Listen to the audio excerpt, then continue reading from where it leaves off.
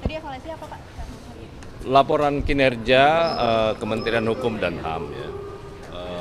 Kemudian juga realisasi dari temuan BPK tahun 2023. Alhamdulillah tadi semua paparan dari Kementerian Hukum dan HAM dalam rapat kerja tadi semua diterima secara baik, bahwa terutama hanya terkait menyangkut soal tindak lanjut dari ada 19 temuan BPK di tahun 2023 dan oleh semua masing-masing eselon 1 termasuk Sekretariat Jenderal sudah melakukan tindak lanjut terhadap hasil temuan tersebut.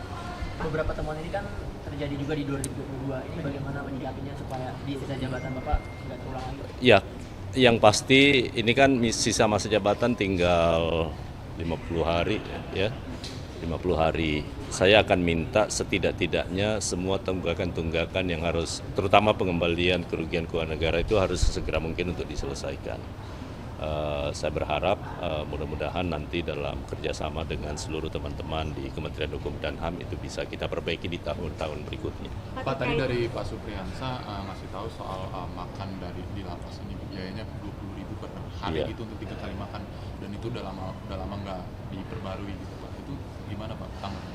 Ya itu yang memang jadi problem ya, karena memang warga binaan kita kan saya belum tahu jumlah pastinya berapa.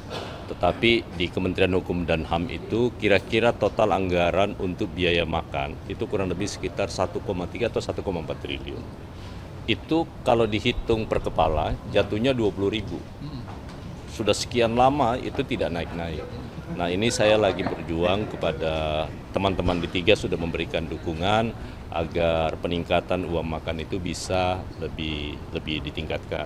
Namun demikian nanti pada saat rapat Badan Anggaran maupun kepada pimpinan DPR akan saya laporkan. Pak, terkait yang revisi RUU Pilkada kemarin Pak, tindak lanjutnya seperti apa Pak? Kemarin kan Bapak juga cukup hadir di rapat tersebut. Kalau pemerintah sifatnya kan sekali lagi ini masih di ranah DPR dalam rangka untuk penjadwalan yang kemarin. Nah dengan DPR sudah menyatakan bahwa hal ini ditunda rapat paripurnanya, maka tentu pemerintah ikut karena tidak ada pilihan lain. Itu yang jadi harapan kita semua kan. Ada ketakutan manuver dari pemerintah ini mengeluarkan perpu nih Pak? Dari Pak. Seperti apa tanggapannya Pak? Ya. Gimana? Ada ketakutan manuver perpu nih? Ini kan terlalu didramatisir aja. Jadi sampai hari ini saya belum sama sekali mendengar tentang hal tersebut. Ini baru kali ini saya dengar dan sampai hari ini tidak ada upaya menuju ke arah sana. Ada respon dari Presiden Pak soal aksi kemarin? Apakah memang ditolaknya? Pasti Presiden memberi respon lewat juru bicara ya.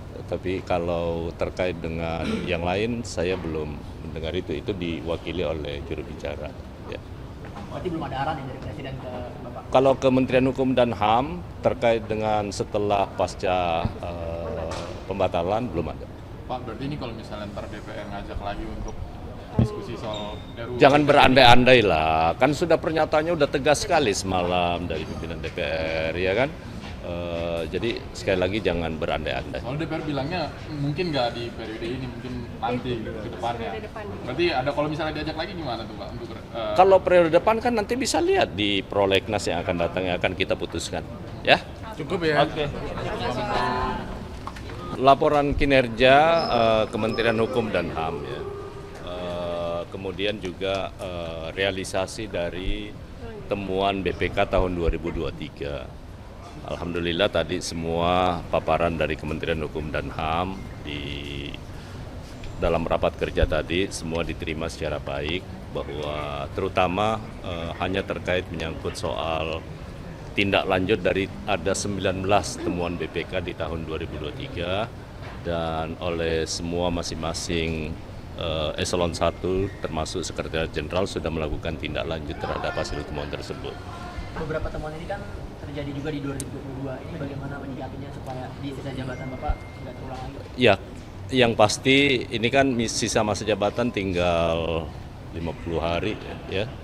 50 hari. Saya akan minta setidak-tidaknya semua tunggakan-tunggakan yang harus, terutama pengembalian kerugian keuangan negara itu harus segera mungkin untuk diselesaikan.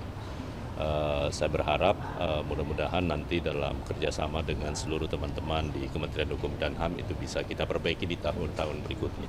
Pak, tadi dari Pak Supriyansa ngasih tahu soal makan di lapas ini biayanya 20.000 per hari Iya. gitu untuk 3 kali makan, dan itu udah lama nggak diperbarui gitu Pak. Itu gimana Pak tanggapannya? Ya, itu yang memang jadi problem ya, karena memang warga binaan kita kan saya belum tahu jumlah pastinya berapa. Tetapi di Kementerian Hukum dan HAM itu kira-kira total anggaran untuk biaya makan itu kurang lebih sekitar 1,3 atau 1,4 triliun. Itu kalau dihitung per kepala jatuhnya 20.000. Sudah sekian lama itu tidak naik-naik. Nah, ini saya lagi berjuang kepada teman-teman di Tiga sudah memberikan dukungan agar peningkatan uang makan itu bisa lebih ditingkatkan. Namun demikian nanti pada saat rapat Badan Anggaran maupun kepada pimpinan DPR akan saya laporkan. Pak, terkait yang revisi RUU Pilkada kemarin Pak, tindak lanjutnya seperti apa Pak? Kemarin kan Bapak juga cukup hadir di rapat tersebut.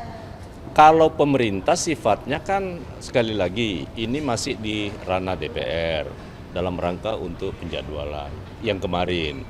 Nah, dengan DPR sudah menyatakan bahwa hal ini ditunda rapat paripurnanya, maka tentu pemerintah ikut karena tidak ada pilihan lain.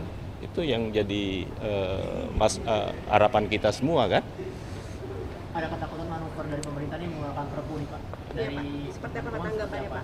Ya. Gimana? Ada ketakutan manuver perpu nih? Ini kan terlalu didramatisir aja. Jadi sampai hari ini saya belum sama sekali mendengar tentang hal tersebut. Ini baru kali ini saya dengar, dan sampai hari ini tidak ada upaya menuju ke arah sana. Ada respon dari Presiden Pak soal aksi kemarin? Apakah memang ditolaknya? Pasti Presiden memberi respon lewat juru bicara ya.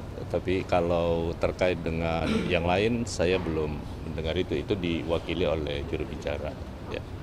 Berarti belum ada arahan dari Presiden ke Bapak? Kalau Kementerian Hukum dan HAM terkait dengan setelah pasca pembatalan belum ada. Pak, berarti ini kalau misalnya ntar DPR ngajak lagi untuk diskusi soal RUU. Jangan berandai-andai lah, kan sudah pernyataannya udah tegas sekali semalam dari pimpinan DPR, ya kan? Jadi sekali lagi jangan berandai-andai. Soal DPR bilangnya mungkin nggak di periode ini, mungkin nanti ke depannya. Periode depan. Berarti ada kalau misalnya diajak lagi gimana tuh Pak? Untuk Kalau periode depan kan nanti bisa lihat di prolegnas yang akan datang yang akan kita putuskan, ya? cukup ya. Oke.